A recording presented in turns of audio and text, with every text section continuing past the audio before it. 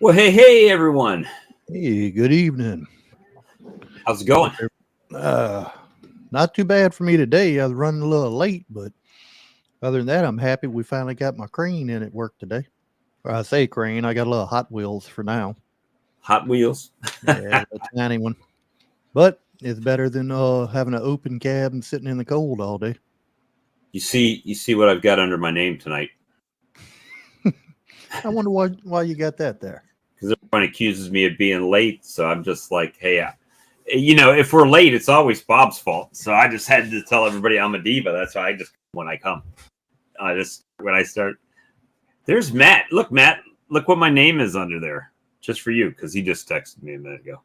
But yeah, so today was an interesting day. Aside from all the stuff that dealing with my mom, we did help a guy move some long Langstroth hives, which is that's the job there. Yeah, I'm not anti long Langstroth. I think they definitely have a place, right? And I know Ricky might be watching, so I'm not downing horizontal hives, Ricky. But depends on what your situation is, right? If you're having one in your backyard or something, or a couple in your backyard, and that's what your setup wants to be, just a few colonies, then they're probably a good thing.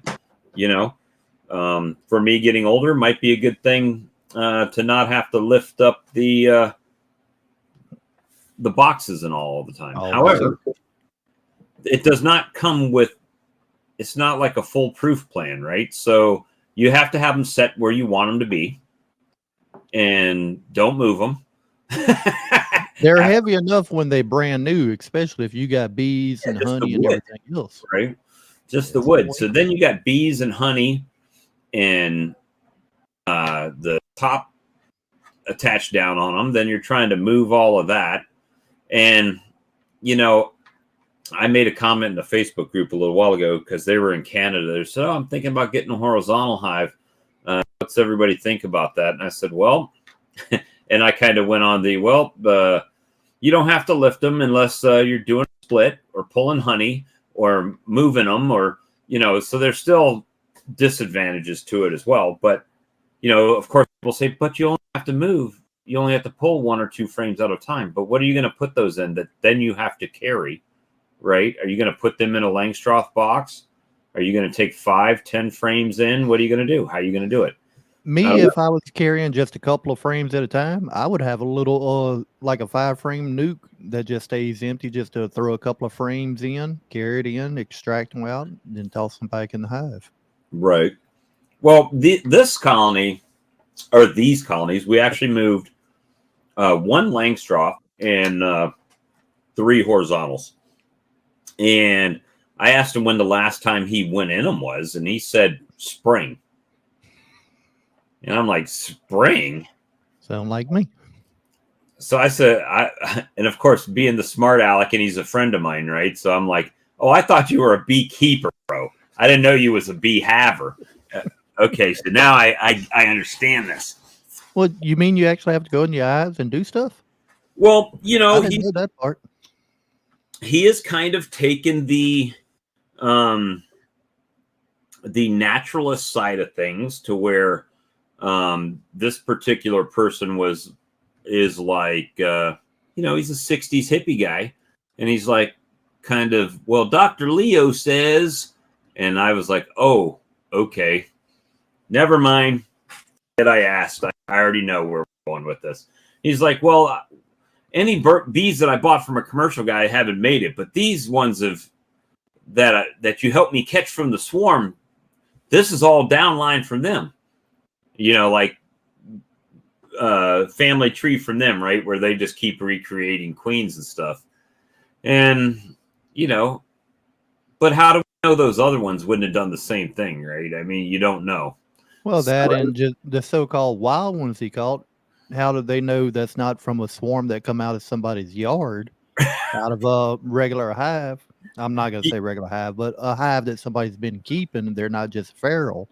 Yeah, you really don't. So, and of course, I made the comment that I think Bob Binney uses is, oh, I love those guys. They're my best customer, right? That's what I told him. I said, y'all are my best customers. He's like, what do you mean? I said, because when your queen dies, you call me. When I've had some feral swarms, feral swarms that I've caught that's mated. I've had some that's died, but I've had some that I've bought from my local apiary that's mated, and I've had some that's died. So, I mean, to me, it's 50-50. If you're getting 50-50, it's pretty, I mean, you might as well just flip the coin, right? But the thing is, I mean, what I was trying to get across to him was, I get that. But then why are you buying commercial hives? Why haven't you just split these colonies and made your other colonies? And why are you going to buy more? Doesn't make sense, right? Mm-hmm. And not to mention, you had to pass my house to go down there and get these two, dummy. You could have got them from me. But I mean, it's one of those things. But for some reason, he thinks it's a competition thing, and I'm like, no, it's not a competition, buddy. You just call me all the time for advice, and then you never take any of the advice. And then when things are messed up, then you call me to find out why they're messed up. And when I give you my opinion of what is messed up, right? then you don't listen to that, and then you call me to help move. And it's like, yeah, I'm just done with that, bro. I'm done. But it's all good. I mean, I'm still friends with him, but I'm just not as friends. That's the ones we're gonna have to give the most hell to. Oh yeah, I mean, for sure. But it's still, it's like one of those things that he's been keeping bees about 6 months less than I have. But the difference is that I'll go down the rabbit hole on YouTube looking for a topic and stuff, right? We get on these chats and we talk. Even when it's not my chat, I'm listening to it, right? To try to gain some knowledge. And yeah, well, Dr. Leo, he is a doctor. He's a PhD in forestry. But because he's a beekeeper, I guess we'll assume that he's a PhD in beekeeping.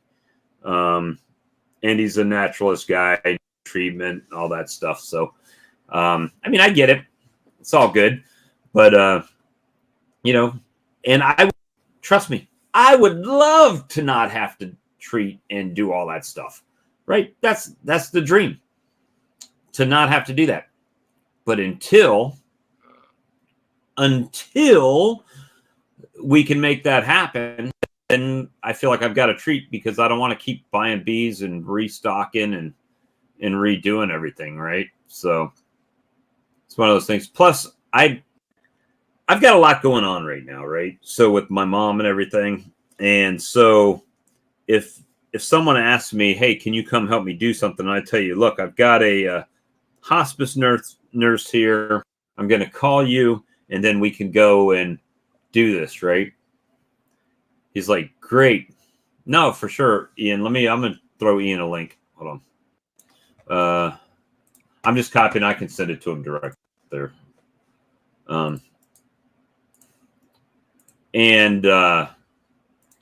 It's like, Lee, if I ask you to come help with something, that's the part. If you stay and hang out and chat, want to, that's fine.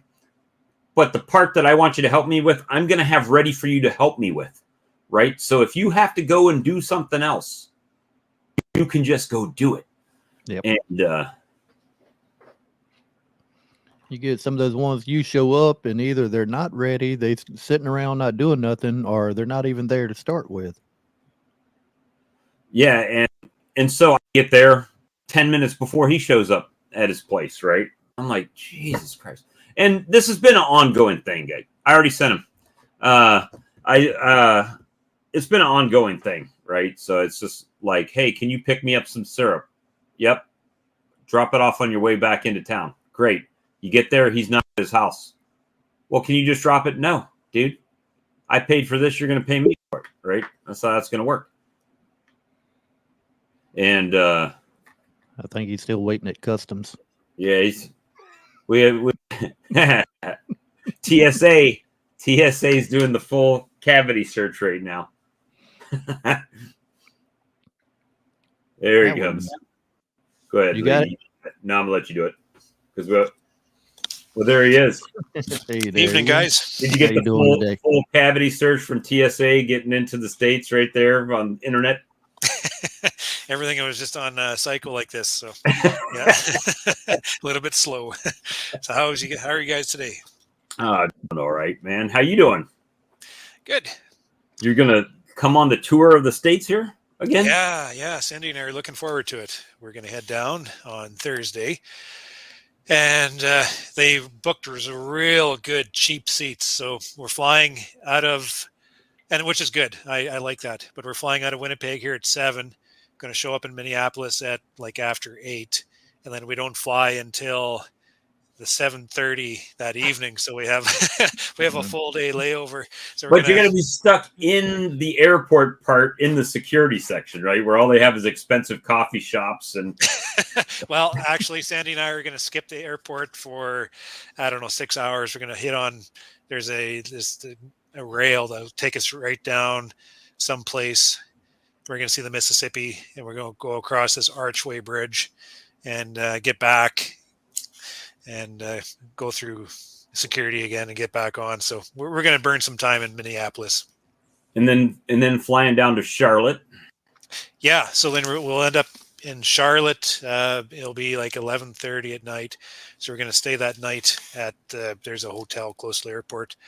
And rent a car on Friday and just drive around. That's what I wanted to ask you about. So we're going to get up in good time, because one thing Sandy and I like to do on a day before or a day after the conference is we like to rent a car and just drive and get lost. And so that's what we're planning to do. I'm not sure if it's a good idea to get lost in North Carolina. It seems like there's lots of windy little roads everywhere. We're going to get lost pretty easy, right? Well, is there anything to advise us not to do as we're driving around? If you hear banjos, turn around.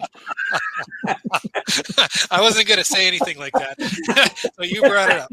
So now that you brought it up, is it a good idea to just drive and just get lost in the countryside, or the place is pretty harmless? Yeah, it's pretty harmless.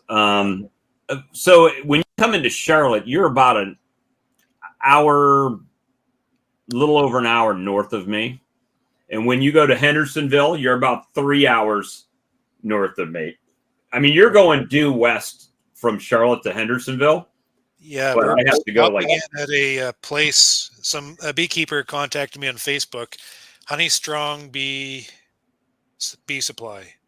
Oh yeah, they're in the upstate. They're like Yeah, I forget his name. yeah, I think Honey But Strong is he's in. moving bees out. So he's going down to Florida. He's moving some singles down to Florida. But he said, come by in the morning because I want to see hive beetles. I've never seen a small hive beetle before. So he said, I don't want to bother him. So I said, I'll just be 20 minutes. I just want to come in and show me some hive beetles. But he's down on 85. No, not 85. He's probably off of 77, maybe. Is he in York County? Let me see. Honey Strong. Yeah, this road goes all over the place. It takes me down to South Carolina. Yeah, that's where I'm at. Yeah. So Charlotte's right on the border then. You're going to Smyrna, South Carolina. Yep. If you go to Ebenezer Road. see. So he figured he had, I'm not sure how big his operation, but he said he had quite a few colonies, maybe the same size as me. So I'm going to stop by there, and then from there we're going to make our way up to Hendersonville, which is only an hour away from there, right? Rock Hill. What time are you supposed to be in Smyrna? He said stop by. Because you're early being a farmer and my early being a farmer, very different things. No, we're going to sleep in a little bit. So we're going to show up there. We'll probably get there around 11 o'clock. On Thursday? On Friday. Friday morning. Friday morning. We're driving around Friday morning. And then from there, I'm not sure what we're going to do. Make our way up to Hendersonville, I guess. Because we're having supper with Mike and the crew. Let's see. I can't even find Hendersonville now. If you see Asheville, it's just south of that on 26. So what kind of landscape? This looks very mountainous, hilly. It's not really mountains, not like the Rocky Mountains, but it's more hilly there. I've never been to that place up in Smyrna. And I'm currently looking for a new bee supplier down this way. So, there's Hendersonville there. Yeah. So probably another hour over to Hendersonville. I mean, we have all day, so we don't really have a schedule or just driving. And I'm down. If you see Columbia, that's basically where I'm at. Southeast side of Columbia. That's where I'm at down here. So you're straight south. Yeah, 77.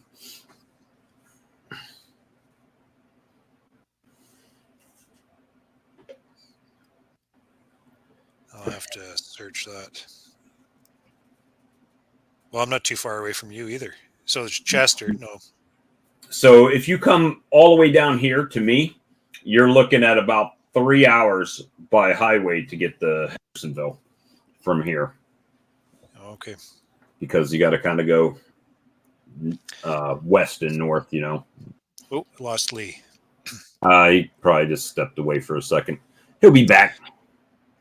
So what's your terrain look like? Is it still that kind of hilly Appalachian type mountain range? Not where I'm at. Nope. Not at all. We're flat down here. You're flat. But I got plenty of. I can show you all the hive beetles you care to see down here. Dead ones, live ones. I'll give you a hive tool and let you smash as many as to your heart's content. Take out all that's Canadian winter aggression. Should almost take you up on that. We'll see how the day goes. I might. We'll see.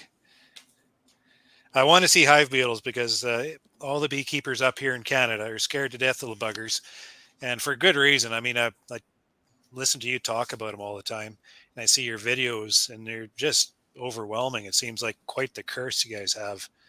Well, I think where you guys have the advantage is you guys got that frosted ground, right? So Okay. I think the wintertime, but in the colony, because the bees keep that temperature regulated in there, they make it from year to year in the cluster, but in the winter, boy, they move a lot slower.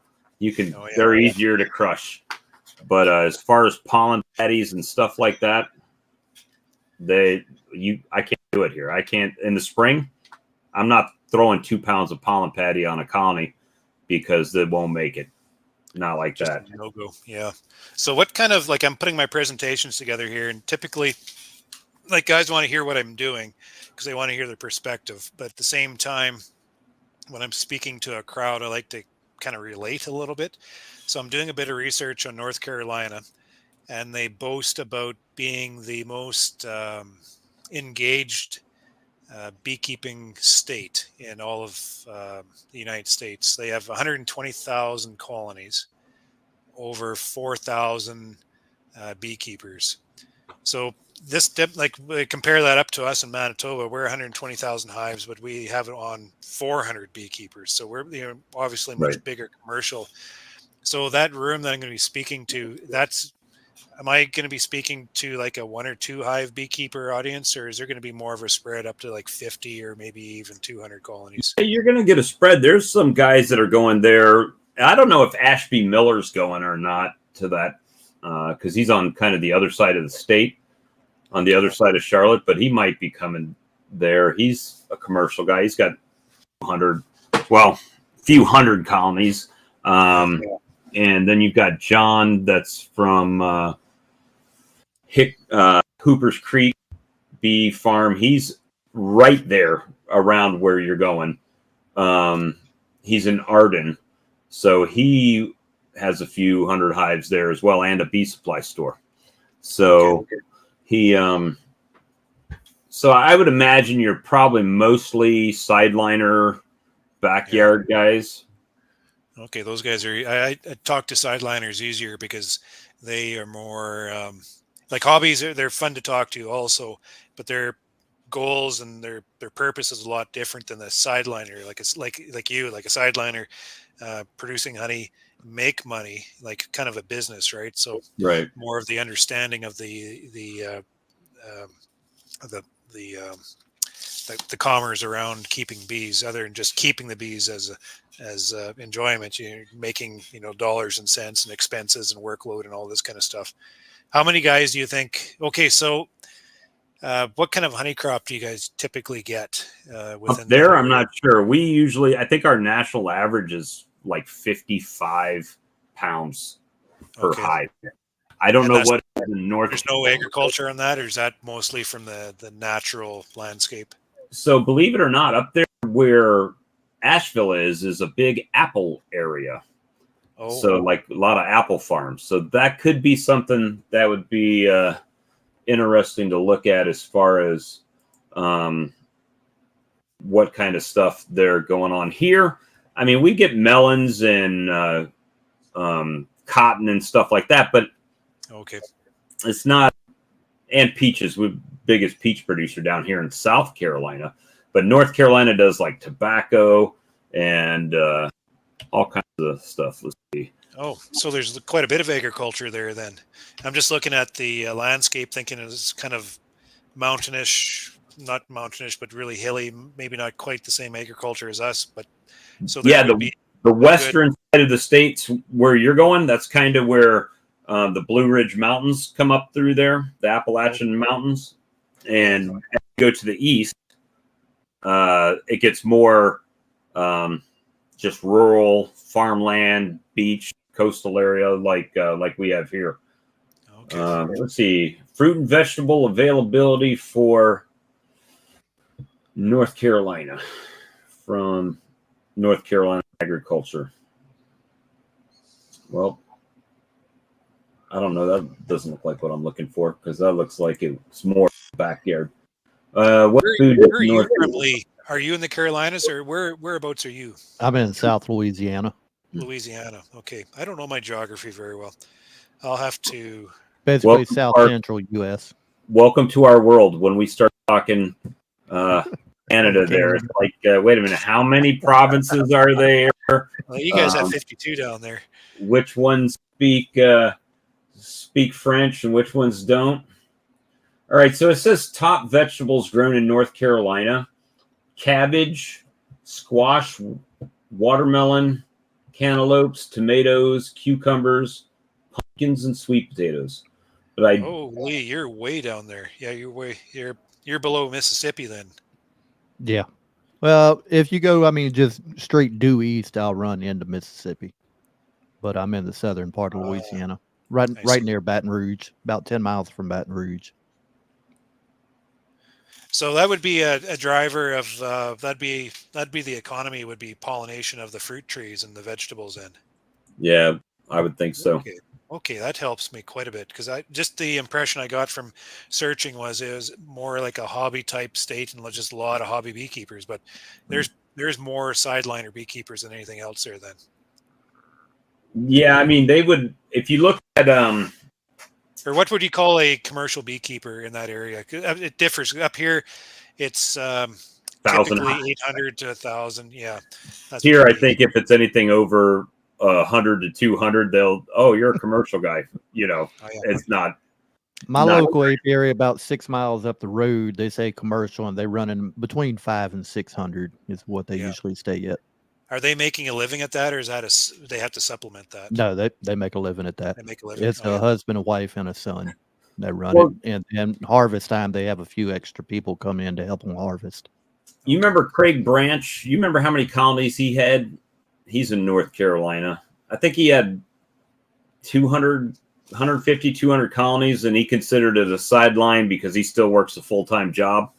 Yeah. But he's up in North Carolina as well. So it's I don't know. I look at it a little bit differently when it comes to that stuff. I think it's more based on, like you were saying, is it something that you rely on for your income, or is it something that you're just kind of doing on the side, when you get a chance type of thing? That as far as down here, I think it would just depend. I mean, like I said, the local one, they run in 3 people full-time living off of 500 hives. And then they bring in extra during harvest. But here, I mean, it would just depends on what your bills are. You might be able to survive full-time on 100 hives. Okay. Oh, you know what this just told me? I didn't even think about this. Ian is spending the opening of Kraken season in North Carolina. Yeah, I never even thought of that. Son of a gun. That's taking up a couple days of my of my drinking time. You know how much I like to drink. That's all right. I mean, I know all the best suppliers down here. Yeah, 'tis the season. I'm just not feeling it. We don't have any snow. The warm weather burnt all the snow that I had away, and it was muddy for quite a while. Now it's froze over into just a ruts, so it's not really helping me out with deer hunting season at all. But we could use just a little dusting to, make it more wintry. Right. Yeah. Well, you'll come down here and be like, why is everybody wearing foul parkas? You'll be out in short pants. And What is the weather like down there anyway? right now it's 37 F. So here. Okay. Yeah. So a little bit cool, I guess. For us, I mean, if it get Brad 37 would be what is 37? Like 5 degrees Celsius? something like that. Yeah. 37 is 2.7. 2.7. So Brad said, "Oh, you're wearing flannel. It must be lower than 50 F." I said it's 46. I got my long sleeve on. We at 48 right now, which is about right at 9 C. Okay. But yeah, that's the yeah. It's funny because I can look in my apiary, and as the shade, like the sun's coming up, and some of the hives are in the shade, and some of them have already gotten the sun. Okay. And nothing's happening from the ones in the shade. But the ones in the sun, they start going crazy, like right away. And then you just kind of watch, and as that sun starts spreading on them, all of a sudden everybody starts getting active. It's definitely different, when you get that snow, and it's like, they're just done. Nobody's doing nothing. And here it's just right at that border where at night, they're clustered, but during the day it'll peak up 52 degrees and they're off. They're flying. Yeah. How much broods in your colonies right now? Haven't checked. And to be honest with you, if you had to guess, what do you think she's doing? I probably got 2-3 frames of brood in there. Boy. Well, I definitely noticed after last night when I went out today that they are toting out the corpses for sure. After that first like 34-degree night, there was dead bodies being drug out today. That's not a good thing. Yeah, well, I'm making my winter bees. Okay, another thing I wanted to ask you. Winter. Yeah. Queens. Do there be... Okay, so I'm going to be talking about kind of like a commercial style queen management system and just how to apply that. And just talking... Basically what it is just talking about queen production and Right. and just the way I understand it and such. So is there a lot of queen rearing within the beekeepers in the area of North Carolina? Or do you buy the queens, or what is typically done within your region? How far is the Cutic from you, Bob? Oh, well, Cutics, they're an hour east of me. And they're one of the biggest nuke and queen makers here in the States. Okay. However, the problem where I typically run into it is when I need queens, I can't get them, right? Because, people like yourself in the United States definitely are up here on the list. And Bob with his 50 queens is kind of down here, right? So, which I understand, it's just business, right? Supply and demand. So what I find is if you don't make your own queens or nukes, then you're getting your stuff later in the season. Where here people will start splitting Valentine's Day. The 14th of February is kind of second, third week in February. I was joking with Brad because if I come up to Manitoba, I'm like, damn, y'all are getting into my bee season, or yeah, you're heading up here, aren't you? Yeah, yeah, let's go for supper. It's supposed to be coming up there. I got to get with the government and get my passport renewed, but boy, you are coming up in a bad time. It's going to be cold. You're going to feel like if the weather's wrong, you're going to feel like someone took a board and just smacked you in the face when you walk out that airport. It's going to be 80 C inside the apartment, or inside the hotel, 70 degrees F, whatever. Yeah. So do they bring queens in from Florida or from California then, or is it usually mostly Florida, Georgia? Okay. They're up there when they start like April, March and April. It's still kind of cool, but the bees are starting to pick up here. I could probably, last year I waited a little bit longer, or this year I waited a little bit longer. I probably could have had queens. I'm going to say middle of March, I could have had queens grafted. So that's kind of something I'm working towards, testing the waters to see if I could start being the guy that, hey, Bob's got queens. We can go down to Bob and get queens and bring them back up. Now, April 1st, they're making their splits against their nukes there in North Carolina. Otherwise, everybody's going to have to go down Florida, Georgia. Negative 40 degrees. And the thing is, negative 40 C, I believe, is equal to negative 40 F. Yeah, that's a familiar language, that negative 40. We both understand that one. You just step outside and your boogers freeze. So the availability is one of your problems with queens in the spring. What's another issue you guys have? For me, it's like, availability is really it, because that it is up here too, because we bring our queens in from California or wherever else in the world, and everybody, like you say, everybody's after them all at the same time, and so there's a list. That's one of the reasons why I make my own queens. Yeah, sorry I stepped on you. Oh, no, it's an issue because no matter where you're at, everybody wants, like, obviously in Canada, you want them as early as you can get them. Right here, same thing. The problem is that the only place I can get them here earlier is down in Florida or Georgia. Right in Georgia a little bit, but Florida for sure. So it's either make my own or buy them from down there. And if I'm buying them from down there, well, I'm way low on the list, right? Yeah. Last year I went to the commercial guy. I bought a set of queen cells mid-March. I think we bought like 25 queen cells, not much. But then I called them back trying to get queens. They didn't have them. Couldn't get them, right? So it's like, well, I guess I'm grafting. So I just started grafting and made, I don't know, another 30 queens or so, 40 queens, and did what I had to do. So now the goal is, well, if I can't get them, probably nobody else can get them either. So when you're starting to graft your queens, are you seeing stability within your weather, or is it? Our springs are very variable. It goes up and down and cold. So you see that too, eh?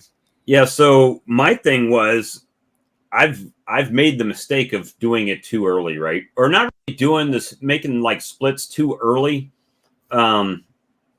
Too early for the size of split I made. So going too light on the splits to make more splits, right? And what ends up happening is, the temperature drops, and then the bees aren't enough to cover the brood that's in there. So now you got chilled brood, right? And now they're uncapping that. So the colony starts dwindling, or you end up losing them all. And so it's really timing. So this year I tried to be more Canadian, get that box of bees, right? That's my favorite saying you say, that this is a box of bees.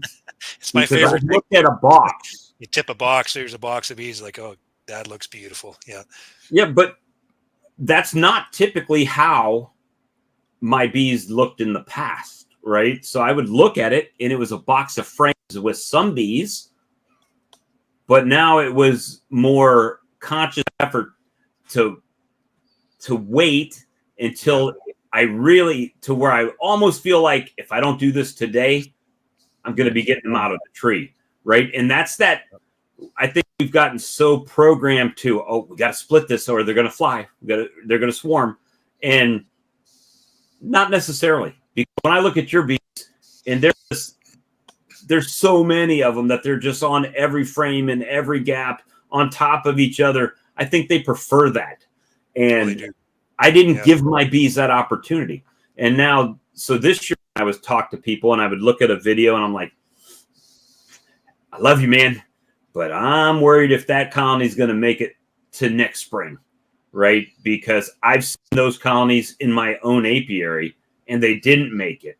Yeah. So with the splits that I've made, where I've made nice, strong splits, they just ramp up faster. They do better. And then guess what? Later on, I can split again. And now I've got that extra split, but it's a nice, healthy split instead of one that I've got that split and then I'm waiting all season for that split to grow up. I don't know. It's kind of like a critical mass thing, right? So the queen's only going to lay as much as she's got bees to cover. So those bees are dying off and the new ones hatch out. Well, she's still small. So it takes a few brood cycles, which now you're going way deep in your season.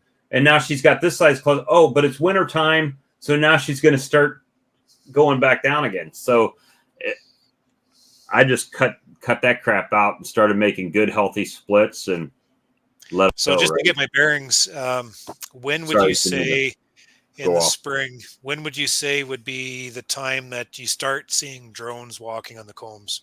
Oh, I'll see them in March and February, late February, March. I'll say late February, early March here. So then you're for sure mating in April then. That would be the earliest you'd want to mate, is beginning of April. Yep. Right. So this year I tried to time, once I saw those drones, I started making my splits. Then I did my first round of grafts, right? Yeah. So I could have everything knocked down, introduce them, give them a good fair shot at getting mated and work it that way. But here's the thing. So because we're June, you're April, so Like we're through April or through May, end of May at the earliest, and then we're into June. So we're 2.5 months anyways. Well, I don't think people do the math, right? So when I say that, so you're getting a nuke in South Carolina, let's say April 1st, and we know that you can't get a good mated queen till April. Mm-hmm. So where did that queen come from that's in that nuke? Did it come from? And people don't do that math. It's like, well, I bought bees from this guy. They were great bees. Well, the real question is you need to find out is where did that guy get those bees?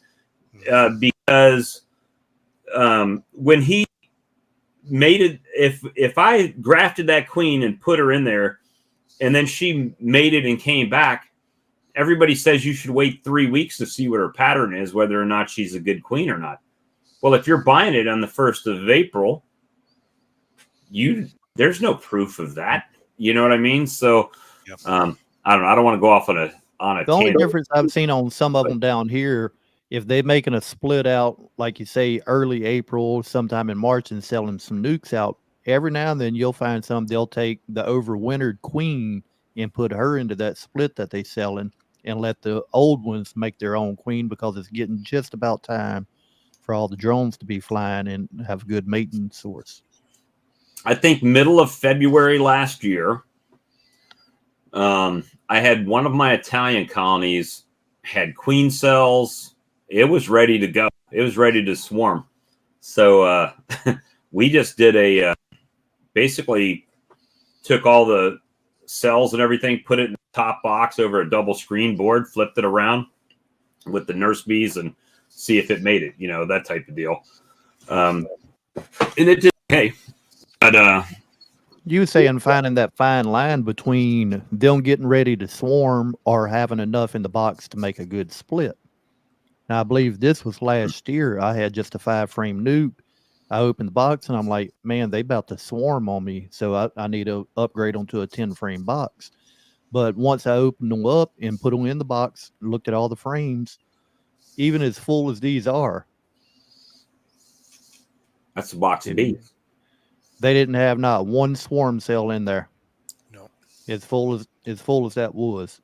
So, I mean, I was able to put them into a 10-frame box and didn't have to worry about them swarming. Yeah, everything's staging, like for us up here anyways, everything is very, like it stages itself all the way through. So we come out of winter and we go through that first emergence and they're just packed full of bees. But up until that point, they're not thinking about swarming. They're just thinking about trying to get themselves out of winter and into spring. And then when you get into that second hatch, that's when the bees, when they get full, that's when they start thinking, oh, now we got some boys around here. Now, we got lots of bees. Oh, there's nectar coming in. Then they start thinking about flying and, going to the trees. But then it still takes a few weeks for that progression to happen. So I've learned that by, like you say, by keeping them tighter longer, it actually provides more growth in the colony overall because you're not slapping them down all the time. And you're just, in a sense, just manipulating the colony through its growth stage and just harvesting the surplus off it as it goes. As long as, there's a fine balance between keeping them tight and then needing space because you have 4 frames of brood in there and they hatch within 4 days. You have 3 times the bees in that box and then they can't think about anything other than hitting the trees. So you got to make sure that the space is on them when they need them when they grow like that. But that's exactly what you guys are like. I know what you're talking about. That's exactly what I see up here. Yeah, but beekeepers are so scared that their colonies are going to swarm. A little bit too big. We can't let them swarm. Well, a wise beekeeper once told me that you're not doing your job as a beekeeper. How did he put it? He said, especially through a honey flow too, is like you're doing your job as a beekeeper if you're losing some to swarms.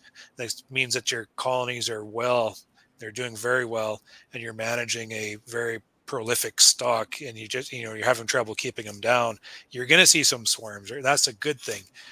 Go through a year like I did this last spring, I didn't see any swarms because my colonies are all dying. So, right. You know what I mean? Yeah.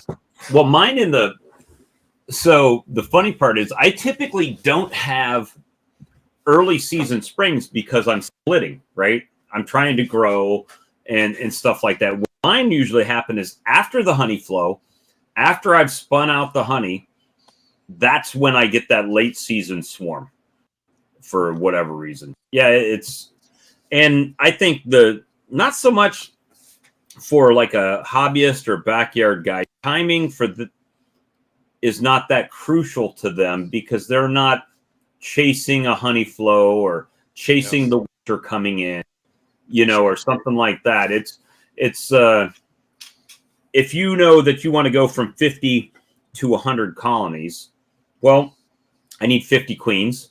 I need 50 boxes, 500 frames, the whole setup, right? Plus honey super, probably not honey supers for sure, but you have to get all that prepared and ready before. I was about to say that depends on what area you're in if you're going to need them supers, because I've had first year nukes that I've bought here that ended up filling 1.5, almost 2 medium supers in the first year. I had that last year where I bought a nuke that someone didn't pick up from a local bee place, and they gave it to me at a discount, and I went and got it, and it filled up like 4 medium supers. But then didn't make it through. Well, that's a lie. It made it through winter it ended up being in a 2-frame mating nuke by the end at spring. And we're talking about a colony that was massive, right? And it just, the queen ran out of juice. And I think that's another thing that this year really, through the conversations we've had on this chat with James and you and Brad about the age of queens. And okay, so you guys have a 3-month window basically for your honey flow, maybe 4 months. Yeah, honey flow, in June and ends in August. Yeah. And you bring them out in May, beginning of May. So in April, they come out in April. Yeah, they grew in May. All right, so 4 or 5 months. Yeah, half a year. Take that and flip it over to our situation here, where our queens are laying all year long. Yeah. So now this queen in Canada that would last 2 years, good production, right? What's that doing to us? I don't know that anybody has ever really sat back and said, you know what? If that queen's laying more, really her usefulness is dwindling, right? I've got my mentor up the road. He says, oh, I got this white queen. Yeah, she's still in a 5-frame nuke. She's not, she's not laying anything. But when you start taking these queens and you put them in a double deep and they go crazy and lay up the whole thing, well, when you guys have them secluded and they're not really doing anything, we still got sheets of brood, 2, 3 frames, 4 frames of brood out there where they're just keep going. So I'm wondering what that really does to the overall lifespan on the queens. I think it's part of the equation. We'll make our queens, like, that's one of the strategies I employ, actually. I'll make my queens around that point of time, the solstice, middle of June, basically when they start laying, get going. And I keep them tight within my nuke boxes. I don't allow them to expand into full boxes just because I want to keep her from wearing herself out. So by the time she fills up that nuke, it's already on the back half of summer, and I don't have to worry about swarming because they're already thinking about winter at that time. So I can keep them tight that way without them swarming off. And it keeps her from just exhausting all that resource that I want her to use the following year. So, and those queens that I, develop that summer, get them through that first winter, they go crazy that next spring. They're my best producers. It just explode. It's almost like all that held back enthusiasm just, expresses itself that second year. Those are my best queens. And I've got a couple of those out there now that are in nuke boxes, 6-frame nuke, or maybe a double 6 with food on top. The other thing, though, it's not just exactly that. The other thing is disease. And that's something I don't think we as beekeepers appreciate enough, is what's nosema doing as they develop the queens and as the queen's being fed, and what's nosema doing to the overall longevity of that queen. And all these viruses we have black cell queen virus. If it doesn't kill the queen outright, she still resides in black cell queen virus damage in her development. that we don't see. Like, how is that affecting her longevity? And then you have all the other viruses kind of pressuring the health of that queen. I think that has a lot to do also with queen quality that we don't see as beekeepers. So we always blame the queen. Oh, maybe, she wasn't mated very well. Well, there's probably other reasons why that queen's not doing well. Is probably because she's sick, for one thing. Would you say a lot of your beekeepers down in the Carolinas would queen every year, or do they try to get 2 years or more out of a queen? Most of the ones that I know just let their queens go. I mean, and now I don't have many sideline or commercial beekeeping friends down here, so I'm not speaking, of the. I can speak to that, actually. That's interesting to say. Sorry, carry on. Oh, a lot of the guys, they seem to just let it go. And I mean, prime example, at the beginning of the year, I called James, right? I saw James this big explosion in his operation, and I would look at my bees, and they didn't look like boxes of bees. So instead of looking at what was wrong with my bees, I was looking at what was wrong with me, right? What was I doing wrong to keep them this way? So the only way I felt I could do that was to get someone that I trusted, that I could actually get on the phone and call them and say, hey, I need some help. And his thing was, well, I don't know. I'm in Canada. We're much different. Bees are bees, dude. How do we get this on track? So, and I said, I'm not going to hold you liable. If you tell me something to do and I do it because I trust you, well, that's on me. It's not on the person that told me, So, because I have an opportunity to decline, right? But if I want to improve the situation, I have to drastically change something about me that I'm doing. And the main thing was I wasn't allowing those bees to get strong enough before I would split them and make a separate colony. So now, not do I not have one strong colony, now I've got 2 weak colonies. Yeah. Right? So neither one of them is having a good time. So I'm just breeding shitty bees. Excuse my French, guys. But that's exactly what I was doing. I was oppressing my bees, right? I was not allowing them to do what they needed to do, because when they got full or use 70-30, right? Oh, they're at 7 frames. The book says I got to put a box on top of these. Well, the book is full of crap, because the book, as soon as you put that box on top, well, those bees no longer care about those 3 frames on the outside, in my opinion. They go straight up to now you got 6 empty frames on the outside, so, and so that's kind of things that I had to look at myself on what I need to do to change how I was growing my operation. And it started with, I got to get a box of bees. And how do I get a box of bees? I fight the urge to split them, and until I just have so many bees that I can take a frame from here and a frame from here and replace those frames and make a new colony, come back in a couple days, but it was against everything that we've been taught down here.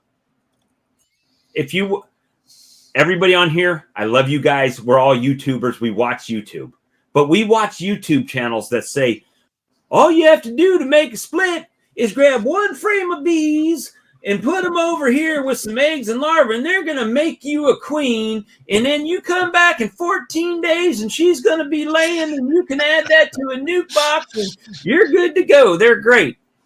It doesn't work that way, because they don't tell you that you have to have those bees strong enough by the time the hive beetle invasion comes, or they're dead. Right? Yeah, I could keep making nukes, but they're not going to live. And the only way you're going to make them live is by making them strong boxes of bees. So, and that's my opinion, by God, and I rest my case. So would you say the beekeepers within the area I'm going to be speaking, would you say they're stationary beekeepers, or would you say, I guess some of the commercial guys would be migratory, they'd be in and out of state, but for the guys sticking around home, do they move a lot or do they stay in place? if they're like here, most of us stay in place. Stay in place. Okay. Yeah. So I'll speak directly to those guys then. That's good. Yeah. This will make sense then. And I mean, there's always an outlier, right? There's going to be guys that move Sure. and stuff like that. But Yeah. Well, the guy I'm going to, wherever that is again, he's moving down to Florida with some singles for pollination. well, Yeah, he's going to be a guy moving. Those guys I can see they need to requeen every year, just because they need to know that queen is young, and she's not going to be trying to switch herself out as they're trying to move them down somewhere, then moving them back and moving back. So there's good reason for requeening all the time with them. But for me and other stationary type beekeepers, we don't really need to do. I'm more so promote. The succession. I want to put a queen in there, get them going, and I'd like that queen and that colony just to look after themselves. So by the time I come back to that box, it might be 5 years, but she could have switched herself out two times already, right? And they right. just did that within the season. But that can only happen if the colonies are stationary within the time that they're trying to switch themselves out and mate. Otherwise, you move and the colony's dead because the queen's off flying or she's orientated. So you put her in a new spot, then she gets lost. So there's certain practices I talk about are only applicable to, certain beekeeping practices, or demographics. So I might be speaking to a familiar audience then. So that'd be good. Well, I mean, it's I think if you're talking like to sideliners or I think most of those are interested in the commercial end, right? Because you are kind of like the cross, you're in the middle. You're not making enough money to go full time on it, but you're making some money. So I think at that point they're wanting to try to find out what their next step is to make that leap into the commercial side. Yeah, yeah, or even to make operations more efficient, so then they're not taxed as much from the workload, and they can have a life aside, their work life, their life, and then their personal life. What is a personal life? Well, that's kind of like when you asked me, well, how much brood do you have? And I said, I don't really know. And the reason is because all of the other years when it got warm, I'd have no problem going out there, cracking the top, going in there, doing a hive inspection. And this is one of those things I'm fighting. I'm like, last time I took the top off and I put that Super DFM fondant patty on there, and I put on a pollen patty, and I close it up and it's got an appy tab. It's got everything. It's got everything it needs.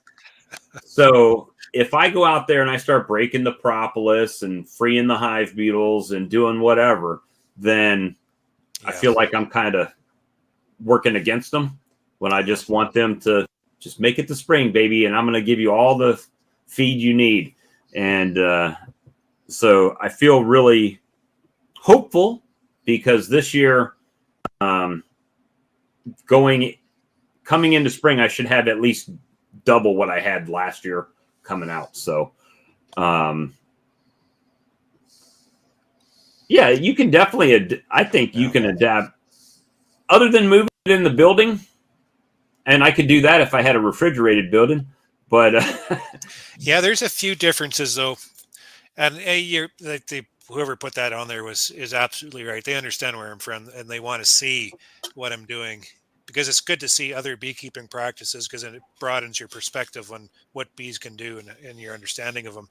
But for me, like, we have such a long winter and they come out, and we're making our splits. So that's not anything different. We're going into this massive honey flow. That's a lot different. We're stacking, like you, I had to laugh, Bob. You're making these little boxes and then you say, and here's a Canadian hive. You had five. Yeah. So that's what I was going to say. We might be putting on putting on one or two medium supers. You putting on 3 or 4 deeps at a time. Putting on deeps, one deep a week. Yeah, is what we put on. And there's the Canadian hive. I laughed when I seen that. So anyway, so we're taking on this big crop. When I'm building my nukes, we're also, because of that big crop, we're managing the workload of the nukes by sharing, like a lot of beekeepers I know, they share a space with excluders and they merge the bees up top. And I don't know if you guys would be able to do the same thing because you guys don't I see the tried it same this year. flow intensity. Like, did it work for you? No, they didn't even, between the three nukes, the 3 6-frame nukes, it didn't even fill up one deep. I mean, and then I had a problem with one of them always wanted the queen would die or, wouldn't requeen. So I had to keep moving, moving nukes in there. And it was like, Yeah, I just finally got to the point to where it's like, no, I split them back out and put them in poly hives. yeah, because I don't see the advantage for you guys. For us, it's because we have this massive flow, and to be able to manage this flow, I want to take the honey crop off. So I do it with familiar equipment as all the rest. So that's why we share the space so I can use those deeps over these little nukes. Where for you guys, it'd be just like put another box up on top and let them work it. There's not that mad demand of providing that space. Well, in doing my bee math this year, I came to a realization. So everybody says it differently, but I'm gonna let you tell us how much honey is one deep box. How much honey would you fit in one deep box? How much honey do I bring on an average, or how much can I fit in there? We'll just average what an average deep box gets weight wise. So on average, what I'm pulling, and I try not to get any higher than this, I bring in 35 pounds net to 40. When the boxes are coming at 40 pounds net, then they're pretty heavy because then they're weighing 65 to 70 pounds. And I start losing production when it gets that heavy. And I've had them plugged out where I'm bringing in 50 pounds around that mark. I don't know if I don't weigh the heavy ones all the time, but 50 pounds is a lot to put in a honey box. So if you get 50 pounds of honey in one box, and the national average for the United States is 55 pounds, you really don't need more on average than one deep box for a honey super per colony. There you go. If you're stacking up 40 or 5 or 6 boxes, probably too much space down here, unless they're mediums, a couple mediums, right? Now, I've had some hives here, they might fill up 2 mediums a year, but I have one hive. One year it's filled up 5 mediums, and then I've had one year the same hive filled up 8 mediums the next year.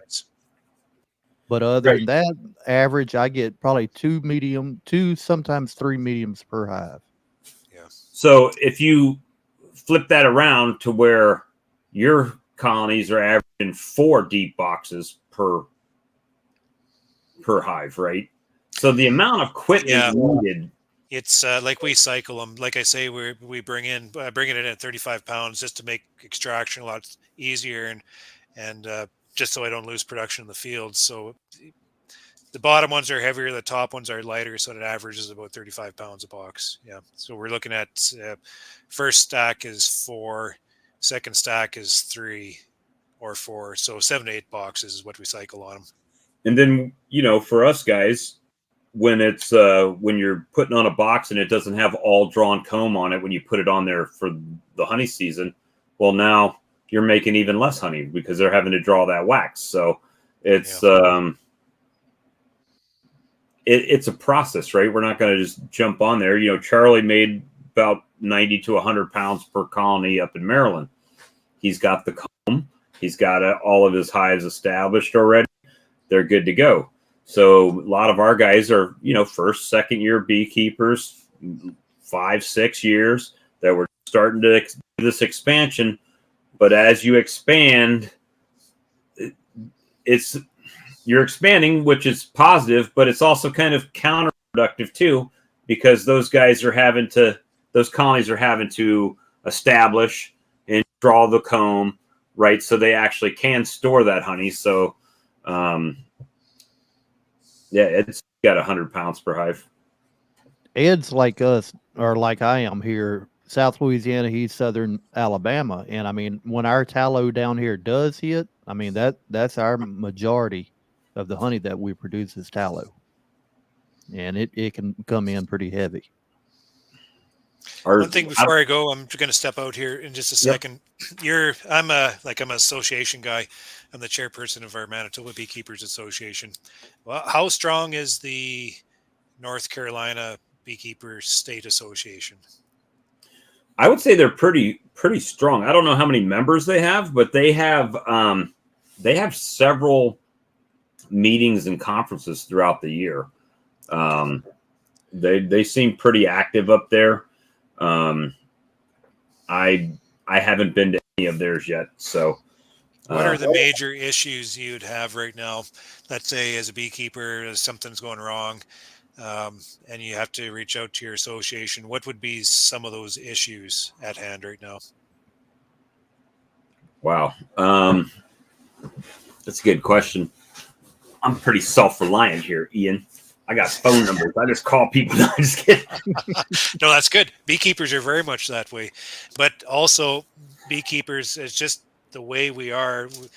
We're very independent, but we manage an animal that interacts with, everything 2 miles around us. So we get in everybody's way.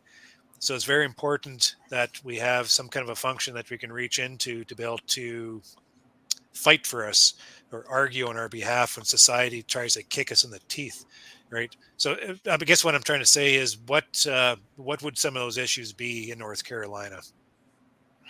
I don't know. I've been fortunate here to where I live, I've got subdivisions right across the street from me. Okay. And they're in the city. My side of the street is all county land. And nobody complains. Nobody ever comes up here and says your bees are in my bushes or anything like that. Are you zoned agricultural then, or how does that work? Actually, I think this house is zoned residential, but because it's county land, it's not enforced by anybody, and there's no homeowner association or anything like that. Okay. And nobody messes with me at all. Besides the South, everybody's got a gun here. Just remember. I guess so. I know a beekeeper in Kelowna in BC. Kelowna is a sprawl. Or go ahead. Hope says the North Carolina State Beekeepers Association has 4,000 plus members. Yeah, that's what I read. That's a lot. That's a lot of beekeepers. So out of that, how many would you say be commercial?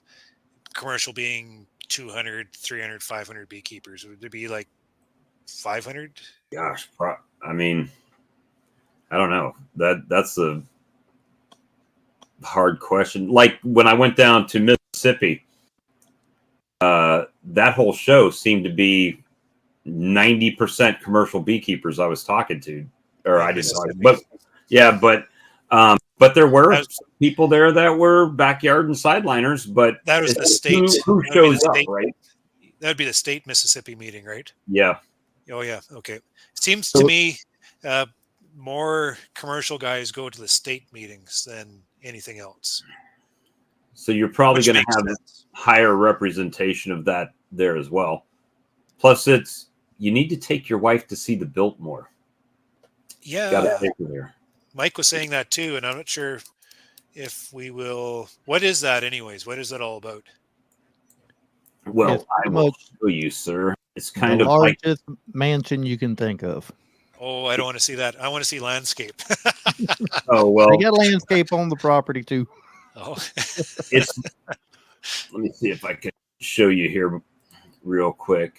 While you looking for that picture, I'm going to bring up another picture for Ian real quick, kind of getting some memories earlier this year. Oh boy, isn't that the Motley Crew? Yeah. I don't see. Oh, I'm standing right beside you, Lee. Yep. I'm not used to seeing you without a hat on. Yeah. All right. So, to be honest, I want to head down to Cayman Show there again, but just maybe in a couple years. It's just too much. There's a lot of people at that convention. It's kind of overwhelming for a guy like me. This year it's going to be a lot bigger too. Hey, I know some guys that will.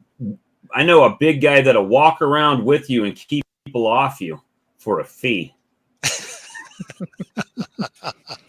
So no, I don't want that. I like talking to people. It's very. Oh, that's a nice place. And they Yeah, do like I wine do tasting understand that and attraction. I do, but I'm really mansion. going to enjoy getting out of the airport in Minneapolis and going down to see the Mississippi, because I want to see the Mississippi, and I want to see stuff like that. When I get to Charlotte, I want to get. My favorite thing to do is get lost in the countryside with my wife and just kind of take in the area just to see what it's all about. As long as we Right. don't get too lost. Stuff like that, it's cool too, but I want to see more of that When are organic. you actually speaking? Saturday? 10 o'clock on Saturday. Yeah. Bob's coming. He'll be there at noon. Well, he's going to heckle me, I guess. He's supposed to speak as well, though, right? Yeah, he's speaking. I'm speaking, then he's speaking, then I'm speaking. So it's going to be a 3 presentation day. And then when are you heading back? And Sunday? then, yeah, we leave. So Friday evening, we're going for supper somewhere. And then we're going to stay at a hotel in Hendersonville there somewhere, speak on Saturday. And then Saturday evening, probably a supper, because there's going to be a few beekeepers there. So you'll have to join us, Bob. You're coming to that, right? I have to work Friday, but I was planning to come up on Saturday. Oh, yeah. So If you are able to make it, we'll have to make sure to get out for lunch, or not lunch, okay. but supper. Bob, the other Bob, will be there for supper too. So The real Bob. I'm the cheap the other Chinese Bob. knockoff. Give yourself more credit. Not everybody can run a live stream show like this every week. You do a pretty good job. Well, we try. We just have fun with it. That's the most important thing. Yeah, well, it takes certain characteristics to be able to do something like this. And I tried doing it, just bringing people on, and I'm more just a drop in, chat, and just kind of disappeared kind of guy. So You got to have stuff in the background to keep track of everything. oh boy, look at No, that! You're controlling the now world. you know how while we you're get it guessing. done. Right now he's shooting down weather balloons over Canada before they get to the States. Right there. What did James say? He had a McNally thing come across there. What did he say? I hope you get lost in Mississippi next week. Oh, he just gave it away, so he must be going down to get that line in Mississippi. Yeah. I was wondering if he was going to buy that or not. Oh, good for you. And I'll say the same thing for you. If you hear banjos, turn the other way. Deliverance. We got the real Bob and the Harbor Freight Bob. Harbor Freight Bob. That's me. That's it. So one more thing I want to ask, and this is not out of disrespect or anything, but what kind of Ian does that on the farm as well? Dropping and disappearing. That's Carrie? Is that your Carrie? Oh, well, I do Carrie's work. a badass. We work. We say that on every stream. Carrie's a badass. So I was going to ask you, just to get an idea, because we get impressions up here of what things are like. What is in the countryside in general? What is the situation with poverty and such? where you're going? Yeah. There's not. Let's say I'm driving from Charlotte. We're driving around. We're driving up to Hendersonville. Is there any places you have to look out for, like in Winnipeg? No. No, you shouldn't have to. Good. Charlotte, maybe. Once you get outside of Charlotte, no. Everybody's a good old boy. Don't turn down no alleys and you'll be fine. Yeah. And when you come in and say, "Where's the coffee, eh?" and they say, "You're not from around here, are you, boy?" Just don't get offended. My brother flies for Air Canada, and he flew into Boston. He flew into Boston, and then he took a cab somewhere because he wanted to see Boston. So he's seen his places where he wanted to go. He was walking down the street, and he took the wrong turn. Just this innocent little Canadian boy. He walked into this 7-Eleven, and he walked up and he bought his Coke or whatever, and everybody in the store was looking at him. And the guy behind the counter says, "Where are you from, boy?" And Jeff says, "Well, I don't know. I'm from Manitoba. He didn't even say Canada. He said, "You're from Canada, aren't you?" He said, "You turn yourself around, you walk yourself back up that street. You're in the wrong side of town." And that's the first time Jeff's ever experienced anything like that before. Really? Like, wow. Yeah. So, wow. just a little story he gave me, but he must have went into the wrong side of town. I think most everybody that you speak to will be nice. Yeah. I mean, I assume don't be surprised if you're driving through town or through a town and somebody just waves at you and you're like, who the hell was that guy? They're just going to wave for whatever reason. Just be nice. Especially if he shows up at a Costco. Oh, yeah. Well, they already know it's coming. The guy at Costco told me already. He's like, hey, we heard I got your joke. coming down to North Carolina. They ordered extra sugar because you were coming. Yeah. So. Okay, I'm going to drop off now. I didn't mean to ask about poverty. I just wanted to get an idea straight from the horse's mouth if there's any places. Matter of fact, just north of Hendersonville is Asheville. It's a very artsy, artesian kind of town too. So you might try that out. So yeah, it's not bad. Is it old kind of architecture or just more modern? If you want old, you need to come here. I looked at Hendersonville from Google here. It looked like Hendersonville is very just in the hills. Yeah, and it looked like the buildings were. It looks like they've been around for a while. Yeah, that's how we do things down here. We build it once and just forget about it. Oh, they looked very well maintained though. Up here, we just push them over. So Asheville is. Ask you how you know. Take a dirt road at night. So he said. Like I said, if you hear the banjos, turn around. See, that's why I ask, because there's that kind of that impression up here about down. They do have bears there though, up in that area. So you feel right at home. Black bears. Black bears, yeah. Yeah, they ain't got the polar bears down here. We get some mean grizzlies up in BC. Yeah. Trying to see what the weather's going to be like for you up there, but you've already checked it. Well, Friday it's going to rain. 80%. Oh shoot. 56 degrees at during the day, 46 at night. Saturday it's going to rain. 62 degrees high, 50 low. Well, at least it's not snow, I guess. Sunday it's going to rain part of the day, I guess. 61 degrees and 42 for the low. Okay. So then on the Friday when I'm driving around, what kind of rain? Is it like pouring rain or just kind of showery? No, probably just showers. It's not going to be so bad. And that's in Asheville, so it's just that area. Let's see. But you're going to Smyrna, South Carolina. I've never been to Smyrna, and I live in South Carolina. Maybe that's why he's moving bees midway through the day. I was wondering why.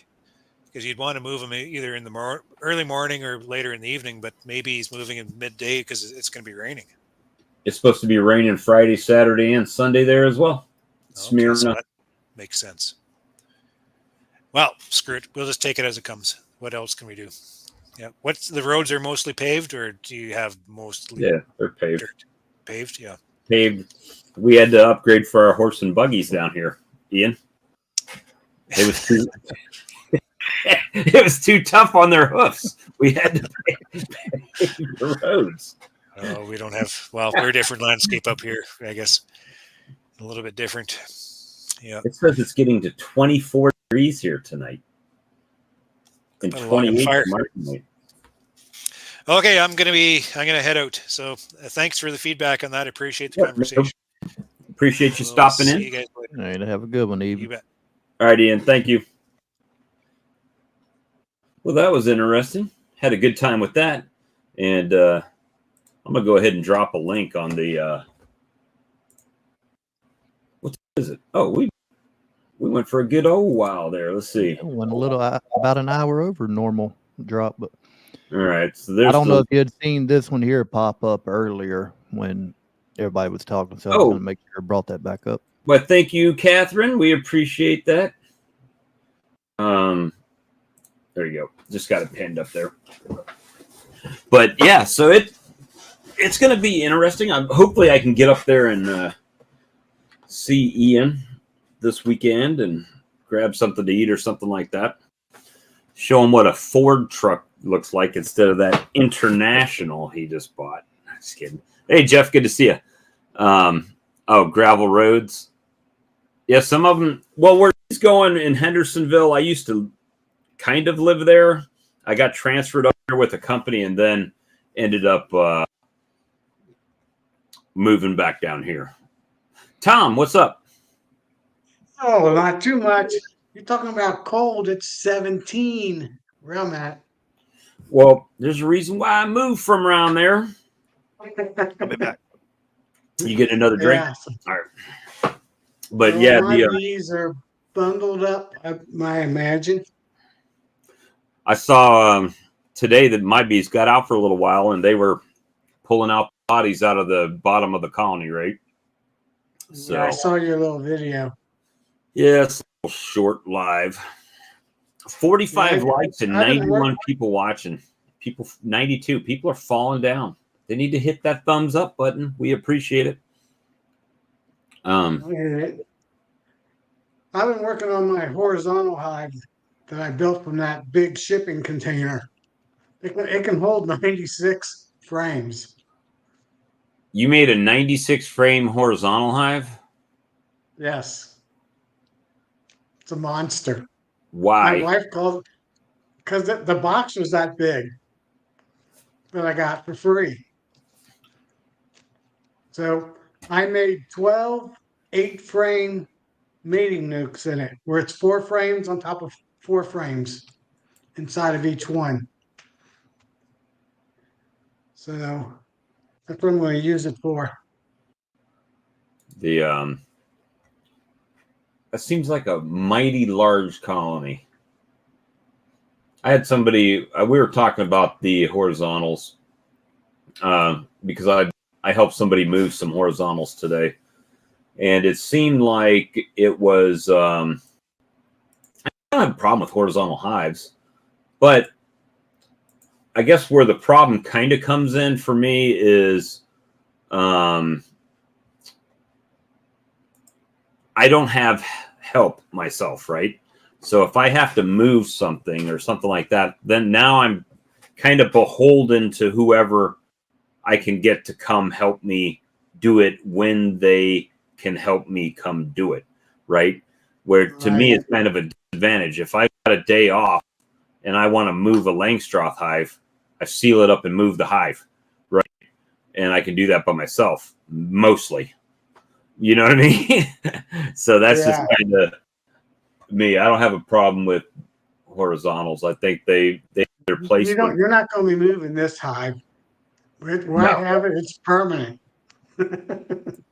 Charlie. It's big. Hey, Charlie. What's going on, Charlie? Hey. What you up to? Not much. It's cold up here today, about 35. That was the high. Should come down. Get down to about 30 tonight. It's 33 right now. It's supposed to be cold tomorrow, and then on the weekend, maybe get up in the 50s during the daytime. No, we're going to get to 37 tonight. I think that might have been the high here today at the most. And it was windy. Windy. So I was glad I got my wind blocks, which are my carpet that I put around my hives on a couple of days ago. I guess it was Monday morning. So keep the wind off of them. What you got, Lee? What is that? Honey with 24 karat gold flakes in it. What would you want to eat gold flakes for? That's from Sarah's Happy Hives. That's I've seen that. Trying to make sure what's on top here because I don't want to give away the address. Don't want to dox her online? No. Trying to make sure I got this covered. Because I'm bad at that. Yeah, it was cold, Dave.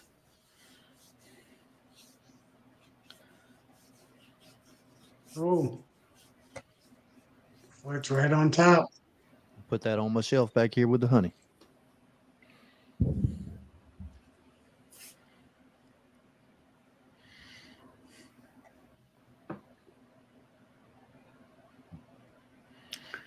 So Yeah, but Joey, there's not a whole lot new. I mean, all the bees are packed up, ready for winter time. And now I get to work on building frames, um, getting my plans for next year. I already have my plans, but making sure that everything's in line. yeah, that's kind of where I'm at. Going to rearrange a few highs for next year and all that. Maybe I got to make some racks. I got some of them have rotted a little bit. Either repair it or make a new one. Probably make a new one's Yeah. easier to switch them out real quick. Yeah, I got a couple bottom boards that are rotting out on my hives right now. And next year I'm going to be replace when I go through my big spring check. I'm going to swap them out with some Yeah. new ones I'm going to be building here in the next month. Yeah, I've done a few of those this year. So Joey, how do you like your hive lifter? You like that style? Why did you choose that over the other style? Hold on, man. I got. Oh, wait. Joseph, haven't you answered that question on here already? But for those who are just tuning in, we'll let Joey respond. Actually got it. I tell everybody I like to get a different tractor implement than my neighbor has. You know, Yeah. I've said that before. But actually, I got it where I believe it'll fit in certain areas better than the other style. That's the only reason I went that way with it. Yeah. And it looks like to me hey Mitchell. It looks like it holds your supers up. I mean, were those supers that you were working in them videos, were they really, how heavy were they? Were they light? Two of them were real heavy. Yeah. The top box is full of honey and some in the bottom too. Now, the very one on the end that you saw that I said was light, it just had some honey in the top of it. Yeah, I don't.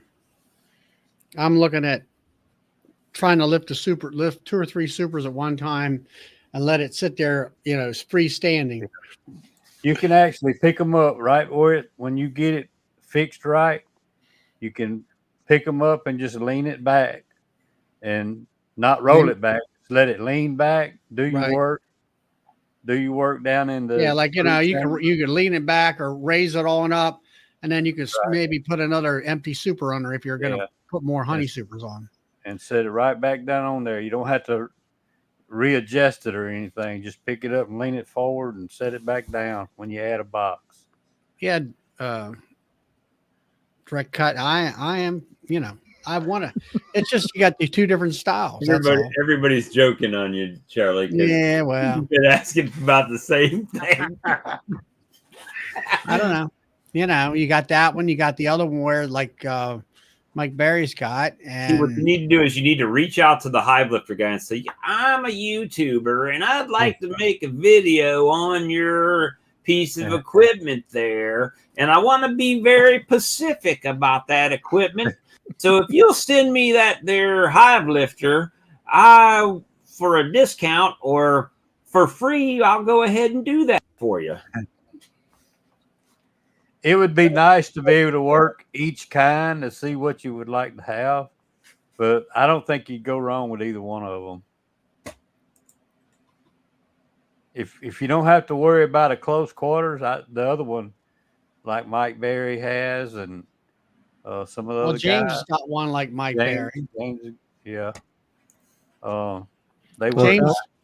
Sounds like Charlie needs to make a road trip and just go visit each person who has a different one and test them out. He could come down here and me and Mike Berry get together and let him work them both. There you go. Are you close to Mike? That'd make a good video. He's about 40 minutes away. About to say he's probably about 45 minutes from Mike. Yeah. Really? That would sound just like old Tom Sawyer there, or Huck Finn. Yeah. Sitting back. Charlie's like, I'll give you this brass door knocker if you let me use that hive lifter for the day. And then you get him doing the work for you in the yard, and you guys sit back, Yeah. Collect shiny things. I tell you, I talked to Boris several times on the phone and by email. And this guy in the U.S., I don't like talking bad about anybody, but this You guy in mean the U.S., that American Hive lifter? he never has responded to any of my texts or emails or anything. Mm-hmm. So if I can't talk to him before I buy one, I'm definitely not going to talk to him or buy from him, you know. So, I agree with you there, Grammy. I've had lower back problems, and that's why I'm looking at this thing. yeah. Any way I can make things easier. I have trouble using my hands. I've got rheumatoid, and sometimes picking those heavy boxes up. I do it, but it hurts. I make enough money, Russell. So, like I say, either one, you can't go wrong with either one of them. I don't think you will. Yeah, I just He has 2 hive lifters. Yeah, Williams has James, so I think he'll take all 3 of I'm them. wondering whether James, he's going to upgrade to that new easy loader. He might have to get rid of that hive lifter of his. So, no, just, I was looking at the mechanics of it.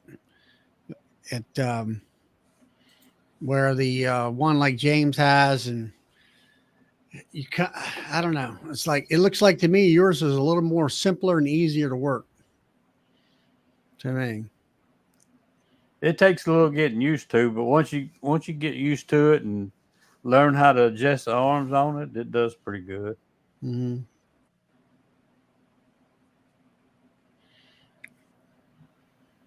We got Frank over there, half showing his face. There it is. I didn't even see it down there. What's up, Frank? Hey, Frank. First Frank. Good evening. I came on because I saw Lee. This is a special occasion, so Uh-oh. I haven't seen you for a long time. It's Tuesday nights, man. Every Tuesday night. Yeah, I was about to say I'm usually here every Tuesday. I must be doing something on Tuesday. Darn. Well, I missed the spring, summertime because I play golf on Tuesdays. Hey, Bob. Sir. You when you first come on and y'all was talking about the long hives, you didn't see my comment. Everybody was commenting so fast it just went out of sight. But I said the long hives, when you get ready to move them, they all got legs, so all you got to do is make them walk wherever they got to go. That's true. Well, yeah, I don't have a problem with them, but the guy that I was helping when he was first getting into beekeeping, where about the same time I was, he only was going to get a couple hives, right? And then so he's like, well, you know what? I might just make a long hive and put it right here on my porch. He had it like on his front porch. And then every time he would get some more bees, he wouldn't put them in a lang trough. He'd put them in another long lang. So you have 4 or 5 long langs. And then he decided he was moving. And now the realtor said, well, I can't show your house with all them bees over there. And so he wanted me to help him move them. And so, of course, I told him, okay, go out there the night before, make sure they're all sealed up. And, so we can get them on the truck or whatever. And then he calls me this morning. All right, you ready up, old man? I'm like, yep. I've got a nurse here. I'll call you before I leave. I call him. I beat him there by 10 minutes to his own place. And so it just gets frustrating to me. It's like, if I ask you to come help me with something, I try to get it to the point to where I'm ready to do that when you show up, right? Now, if you just hang out and talk with me or whatever afterwards, well, that's fine. But that's because you want to hang out. But if you had something to do and said, hey, I got to go, I'm good with that, But it feels like it's just a total doesn't care about my time, or hey, can you pick me up some syrup when you go up to Charlotte and drop it off on the way back by my house? Sure. And then you get to his house, he's not there to pay you for the syrup, and I have to try to track him down. And I'm like, no, I'm not dropping it off. You ain't even home, So it's been frustration over a long period of time. So, that's moving any hives. Next time somebody's going to be moving my hives the next time. from Forklift B. style. Bee breeding center, is that's one up in Canada, isn't it? Yeah. Mike, which one did you get? Model B1 or B2? Hopefully they don't come out with a C1 or a B3, because Charlie really going to be confused which one he His wants. mind will go. I think they do have a B3, don't they? Yeah, they got the one there that's Yeah. what do you call it? One's hydraulic, one's You say you got not. B1.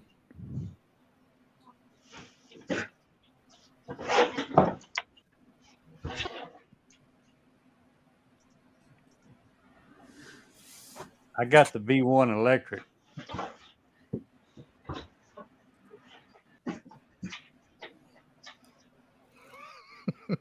They will by the time Charlie decides to get one, Lee. Watch, I'm telling you, one day I think Charlie's close. I think he's narrowing it down, and one day he's gonna come on here and, you know what I did today? I got One of these toys. my hive lifter.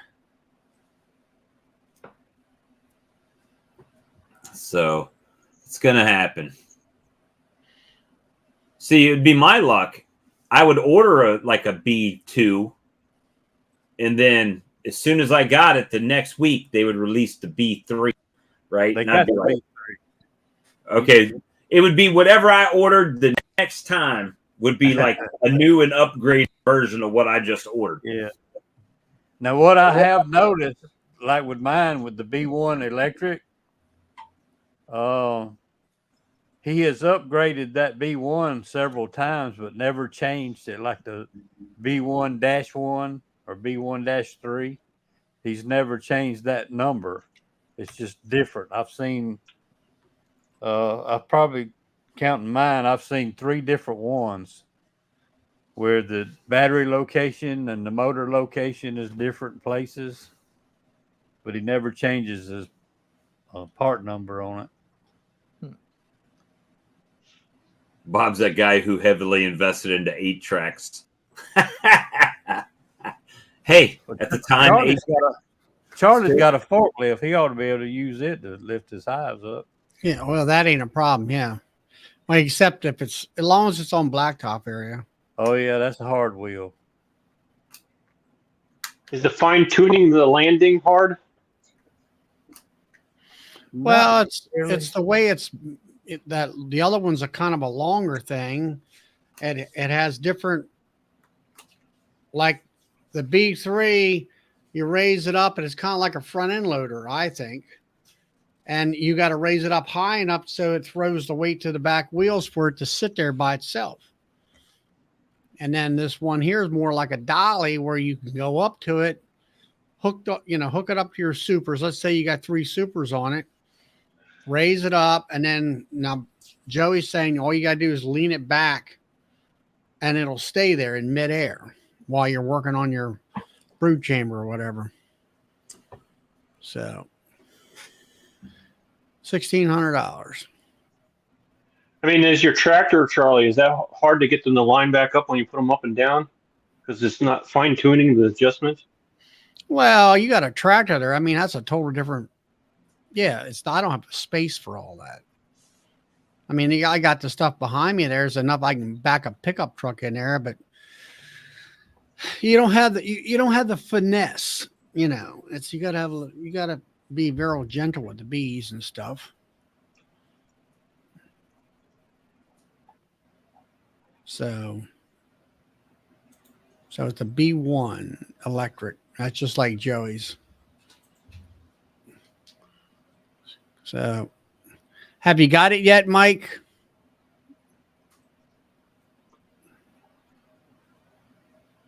I guess it says, yep, Charlie. I guess that's it.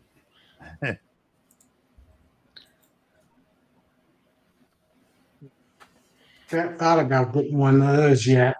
I try not to let the old get in. He said, I no, just you keep ain't got. lifting them. Maybe when I get up in the mid-70s. How old are you now, Tom? 62. Yeah, you got a little ways to go. Yeah. As far as the transportation direct cut, I mean, I've got a forklift. I can, I can take my honey supers, put them on a pallet and pick the pallet up and take it right to the house. No problem. As long as I stay on blacktop. Yeah, Santa, right. Shame that Boris doesn't come to the darn Nobbies where I could just look at it and take it home. Yeah, Now, that'd be nice. Since he's in Canada, will he be going to that other conference, Bob? I'm not sure. Maybe Charlie can go up there and see it.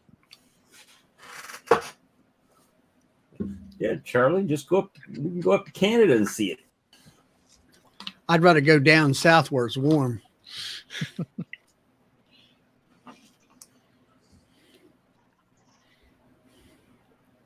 I don't have that big of need for me to do it.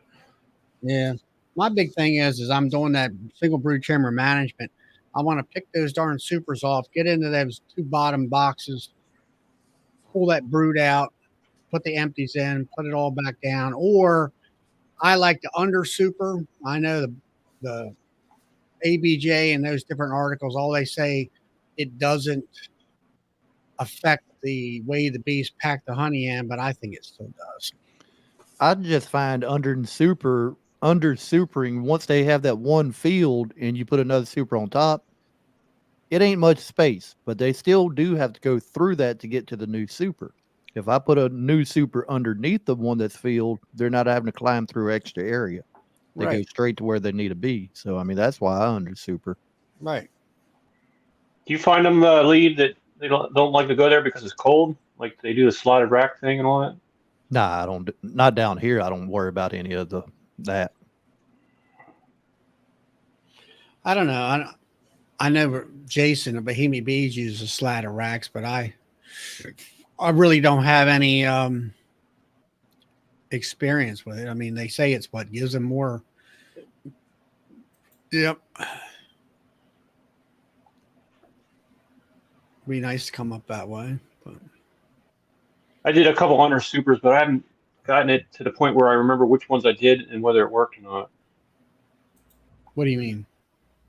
Putting the another, like you lead doing putting a whole box underneath to see if they'll fill it up faster because they're going through it. But Well, that's just the way I do it. I mean, usually I'm pulling the top super. I already know. Well, let's say if you put 2 supers on there, you're going to crack it or pull the frames up, see where have they filled all the way out. And then, you can pull that super up off of there and then look down at the next one below. If it's full all the way out, then you pick both of them up with this machine, slide yourself another box underneath of it, or maybe 2 boxes, depending on what time of the year it is. So that's what I like to do. So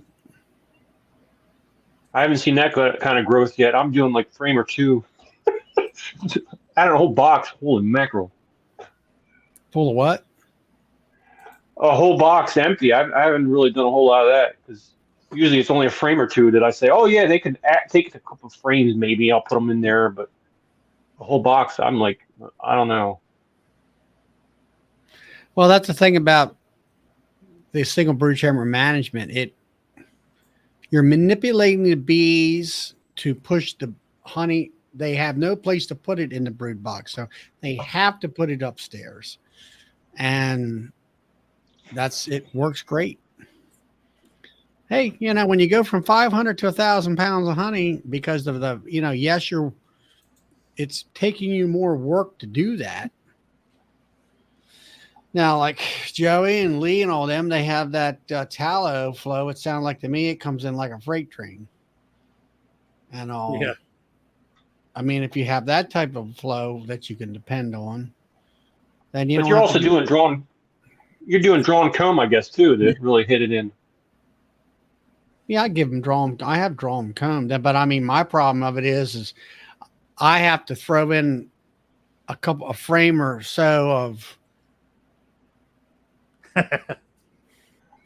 I have to throw in a frame of foundation in there to draw out to keep, getting them to draw more wax out and stuff.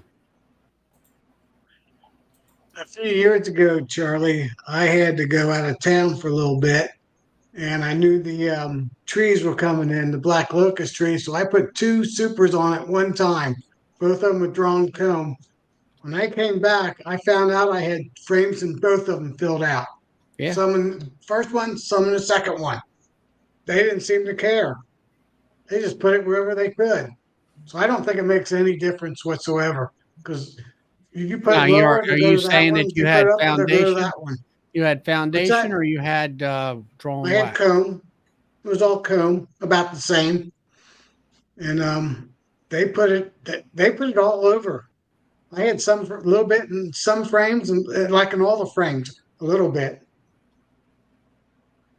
So they didn't just do one whole frame. They had one frame half done, another frame quarter done in each box.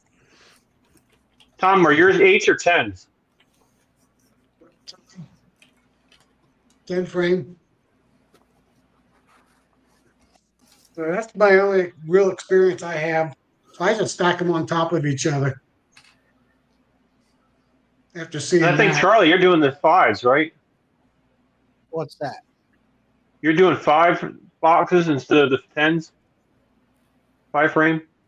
I have nukes that I sell, and I have the hives that are behind me now. That's my row of honey production hives. And they're 8s or 10s? They're 10. Everything's Oh. 10.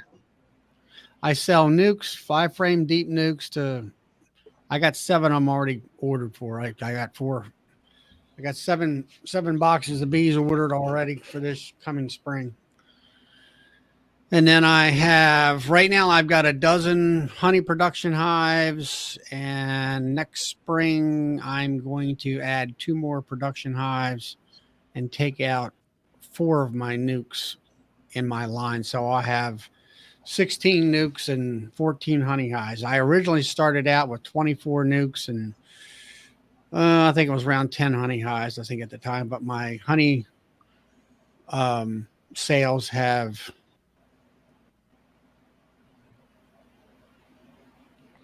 I'll agree with that, but I bees, agree. I just still prefer to under super. Charlie, how strong are yours coming out of winter for your production hives? They got to be like, what, 5 frames of bees or what? To be worth it? You mean I'm talking about production hives? Yeah, the productions are actually going to put out some honey. You see how Ian's bees are? When they're Yeah, overflowing, that's the way mine are. coming out of winter. Coming out of winter. That's because I use rocket fuel. Oh, golly. All right, I got to boost them up. No more 2-frame bees. I'll put it to you this way. You know, I sit there and laugh at these YouTubers that, oh, look at all the bees. And I'm like, where? All I see is That's a dozen me. bees. All I see is a dozen bees walking across a bunch of bare frames, and the frames look like they're brand new. And I'm like, when you open up a box of bees and all you see is a sea of bees, like Lee's box there he showed on there earlier, you know, where there's bees on top of bees and you can't even see the frames. Now you got a box of bees.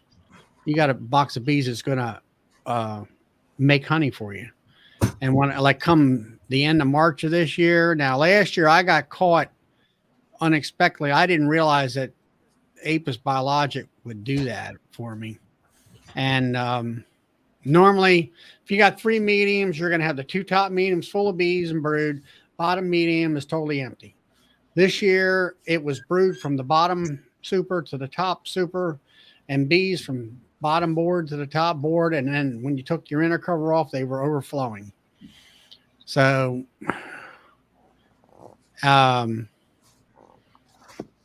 Bob, there's a question. This year or this coming spring, my game plan will be to go in late March, take that top box off, shake or smoke them down first. Take that top box off, shake all the bees off those frames, put the queen excluder on, put 2 honey supers on, but put that top box that I just took off that's got brood in there right back on top of that hive. And that'll draw all them bees up into those honey supers and cover that brood up there.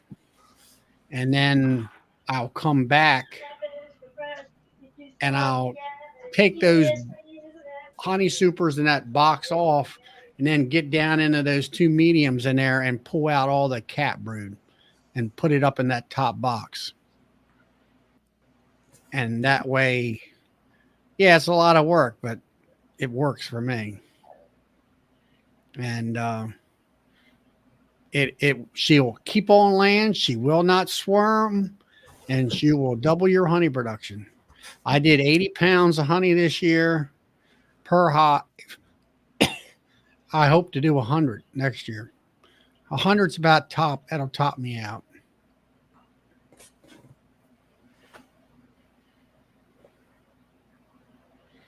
I don't lift 10 frame deeps. I found that out 15 years ago not to do that. But that's my game plan. That's why I want that hive lifter. So it'll make that manipulation that I do, let's say every couple weeks, easier on my back and stuff. And all. And Frank, Can you get a lifter for? I run singles, but I do it a little differently. I overwinter in doubles with a double screen board in between. So I have two queens per each stack. And then in 1st of April, I take the oldest queen, which it will be an April queen versus a summer solstice queen on top. I'll take that 4 frames out, take that queen and sell it as a 5-frame nuke. And then I combine the 2 back together and push them down into 1 box. And then put the queen excluder on her and turn it into a single. Now, what I've thought of doing on some of them. That way I have at least 6, 7 frames of brood in that bottom box going into flow. What I've been thinking about doing is I do the single brood, but I figure when the honey's just about over, start pulling that, and then instead of adding a medium on it, add a deep, and let them finish kind of putting some honey and everything in there. Then come fall, when they're doing their fall buildup, they're going to be laying a lot more and basically fill up two deeps. Let them overwinter like that, and then come springtime, remove 1 deep, put some eggs in there, and let them draw their own queen, and basically kind of double your population or double your number of hives that way. Not that I'm going to do all of them double, but a couple of them. That way I can double some of them. And that's kind of your swarm control too, I guess. It could work to a point for swarm control. I mean, if you take the doubles apart and then just add a medium on top of each one in the spring, when they start bringing in that nectar, give them room to put stuff, but room to lay eggs as well. Hey, Tom, how many frames of bees are your 2 boxes when you're doing the double screen? Coming out of winter. 10 frames. How many? 10 frames each? Yeah. So it's 2 hives. 10 2 frames. hives basically on top of each other. And they share the heat all together. Was you asking how many frames of brood he had? No, the brood. Okay. By 1st of April, each box will probably have 6 frames of brood in it. So they're ready to bust out. Our first trees start blooming very end of February, basically March 1st. Our civil maple trees start blooming. Frank, yeah, I mean, up where you're at in New Jersey, you should have brood starts about 2nd or 3rd week of February. That's the queens are laying up there in front, and where you're at, Frank.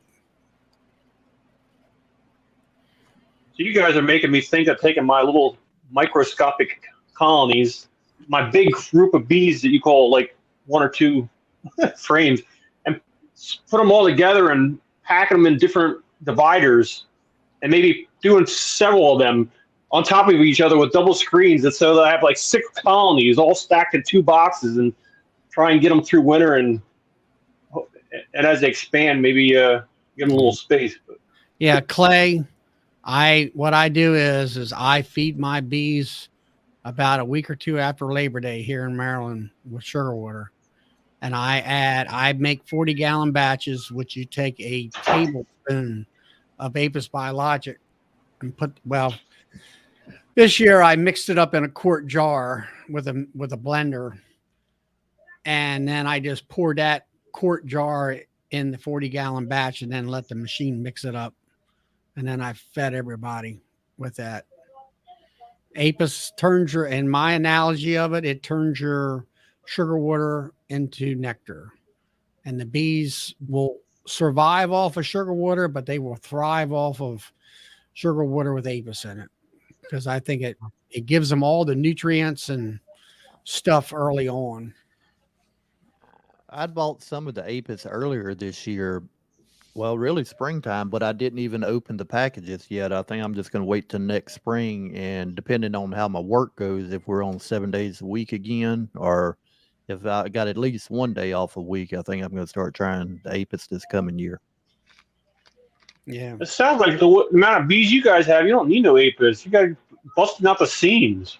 Well, what hurt us this year, we had that late freeze come in, so it kind of knocked everything down, but it affected our tallow flow also, because when the tallow started, I'm not going to say blooming, but when the leaves started coming on the trees, that freeze hit and it knocked a bunch of our tallow back.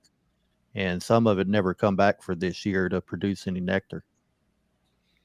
So I'm hoping So it's next like year a it'll be late, a lot better. late drought, I guess. Well, we had quite a drought this Had a year drought also. too. We had the freeze that affected it and the drought. Yeah. Double hitter. Right. Typically, right around the 1st of March, when the trees just start blooming, I'll feed them one time with about 2 gallons of sugar water with Apis biologics in it, like Charlie was mentioned, and that just gets them rocking. Yeah. They really get going. Oh yeah. But then again, you're also got a ton of bees in your box, like 5 frames, 10 frames, I guess. Well, how many bees you got in your tent framer right now? My boxes are full of bees. Yeah. Maybe 3, 5. 3 or 5 frames. You got a nuke. Oh, jeez. I would say if you got some nuke boxes to reduce them down, because I mean, Yeah. you in New Jersey, so I mean, you basically wintertime, so they need to be reduced down to a smaller he's area. right where I'm at. It's been in the 30s all day today. They're not going to fly the rest of this week, I don't think, unless it gets up to around 50. But it's supposed to rain and be crap this weekend. Yep. Clay, where are you located at? What state are you in?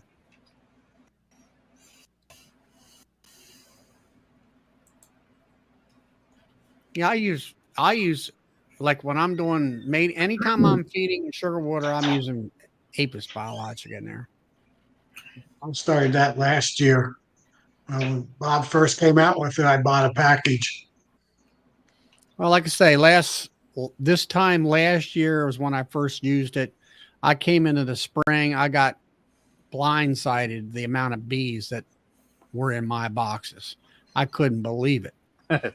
Well, that's why I wait till March now, so I don't have, it's manageable. Well, I can manage it. I mean, I was expecting the same scenario that I've always had it. Now I can. And Charlie opened them hives up there first of the Down in season. Virginia. Okay. Bees come boiling out of Charlie's hives. Yeah. And then when you pick them nukes up, they're dribbling out of the bottom. That's what you want. You know, it's like when I sold nukes prior to Apis biologic, I'm like, man, I'm trying to find 3 frames of brood to give this person a nice nuke. Well, this past spring, I didn't have to worry about that because I had 3 frames in the top 5 frame box and 3 frames on the bottom because I overwinter 5/5. So I had 6 frames of brood. And and bees and all that kind of stuff. So, I mean, that was nice, you know. And everybody who got my boxes of bees, they all were. I asked them, you know, I want feedback. You know, how are my bees doing? And they said, "Oh man, they're doing great." So, you know, it's like And they were feeding on apis too, I guess. So they're all zinging. they were fed with apis. Hell yeah, I feed everybody with apis. You know, everything's, you know, when I take a 40-gallon tank of sugar water on the back of my truck, and you know, I'm running 30, 32 hives. Everybody's got a top hive feeder, and I'm pumping it off as I'm going down the line and filling them up. You know, the nukes get those licensed top hive feeders, which I think hold 3 quarts. And then all my 10 framers have the Man Lake double hole feeders. And because I don't have enough fluid to fill them up completely, like I'll say approximately 4 gallons, I fill one side of that feeder up, which is 2 gallons. All right, James, we'll catch you later. Now, good night, everyone. All right. You out to town? Yeah, we're getting ready to cut it. Usually we go to around 10 o'clock. Yeah, I get up so darn early.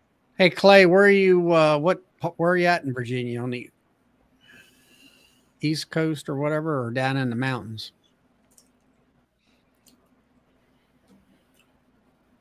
Give me a town. Come down to North Carolina. Huh? I Thought about it? I thought about it. That's about a 12-hour trip. No, 12 hours? Mm-hmm. Yeah. Wait a minute. Baltimore. I go down to 81 and well, give me a town there. I mean, I got hillbilly friends, cousins down that way. Next to the mountains. Baltimore to 8 hours and 12 minutes, 530 miles. Whoa. I didn't think it was that far. I mean, I guess it could be. It's 3 hours away from me, so. Charlottesville. All right. I was just down that way, down right around the corner from about a month ago.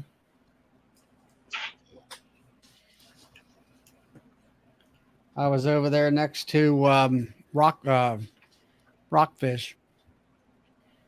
where the Waltons area is. Yeah. How far am I from Nashville?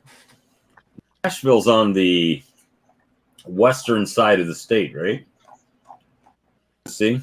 Nashville's in the center. Nashville's 12 hours for me, and that's straight through.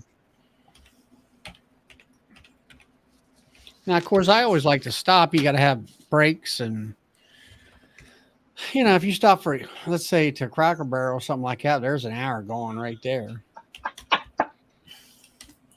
Or if you stop in a Buc-ee's. 7 hours and 10 minutes to Nashville from here. I've never been to a Buc-ee's. There's no Buc-ee's around here that I know of. Ask Bob about Buc-ee's. Buc-ee's is awesome. The way my wife travels, you can't stop. You're not allowed to stop. I had to beg in order to stop at Bob's at one time. I have to. Like, we got to get there. You had to break your brakes.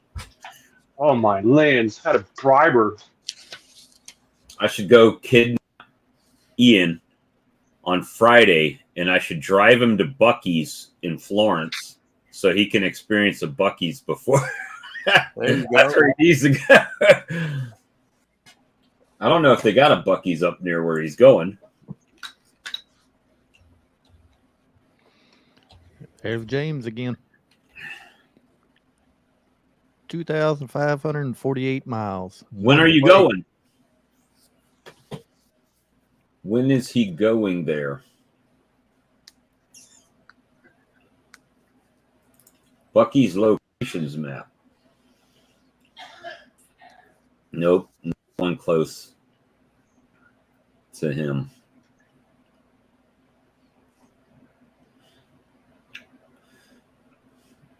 We're in the geographical anomaly here. think the nearest one we have is over in Alabama from us. It's coming down here this Tuesday. Tuesday. They must have settled on getting that line in Mississippi. Hey, Rod. Yeah, that's a lot of riding, though. Good night, James. Yep. Good night. Yeah, it's about that time. Yep. I agree. I'm fighting a little bit of a sore throat. So. I'm still wore out from driving from my sister's surgery yesterday and then getting in late. And she's doing good, still a little sore. What we were trying to figure out, they done a biopsy earlier this year and it come back saying non-cancerous. Well, the next thing you know, it grew so fast, basically it encased her entire kidney. And then they're saying, well, we think maybe it is cancerous now. So they went ahead and removed the whole kidney and said, well, we'll do another test to make sure. You would think they'd do that before they actually removed it. But at the same time, they're saying it's encased. So, I mean, either way, whether it's cancerous or not, something ain't right. But they got it removed. She's doing good. She's back home, but hurting. Well, that's good. I'm glad she's doing okay. Yeah. Let me see. All right, guys. All right. We're gonna have a good one. Appreciate everybody coming in again. Let's see what we got. Friday night over on Charlie's channel. Friday on Charlie's. Sunday over on Gunline Bees. And next Tuesday we'll be on my channel, Kodiak Farm.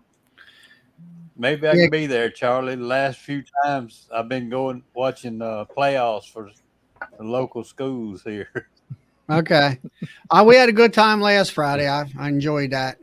And Clay, yeah, I went down 29 there. You're close to Lovington there with I think it's a food line or something down in that area there. Yeah, we're kind of right by your place. We're going down. We take 29 on down to Roanoke. So, okie dokie. All right, everybody have a good night. Good night, everyone. Good night. Good night.